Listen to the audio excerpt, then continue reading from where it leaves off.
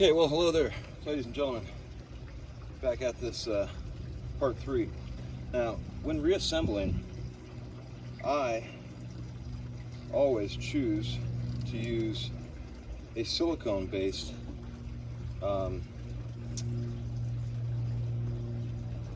protectant. In this case, it's dielectric grease. The reason why is because rubber, whether it be synthetic or not, doesn't really like petroleum-based products because it bleeds them from their natural source of moisture. Kind of like how people are addicted to lip balm. Well, it's an ingenious thing, the company Lip Balm. If you look on a package of that, the #1 ingredient is petroleum. Now, petroleum will naturally suck moisture out of the human body. Now we can see our bezel, clean. Make sure that you seat this properly, and that also helps with the dielectric grease because you'll notice when I take that up, it comes with the gasket. Little trick of the trade. I think I learned that back in the academy. I'm not sure about that one.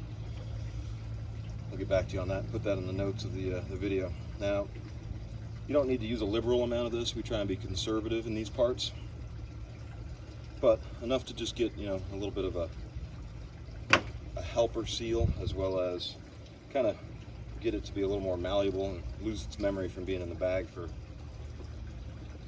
not that kind of bag. But there we go. So we've got that.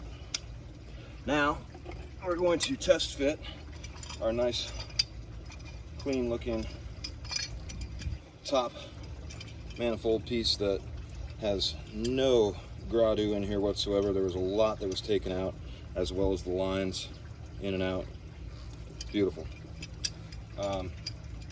Now there is only one way that this can go, and that is going to be as per your boat, realistically. So I just happen to know that on our application, I'm like this.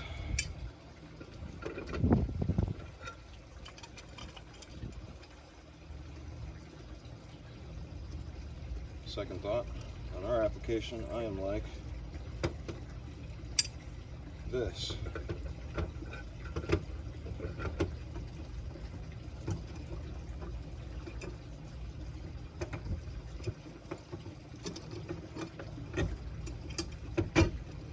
Okay.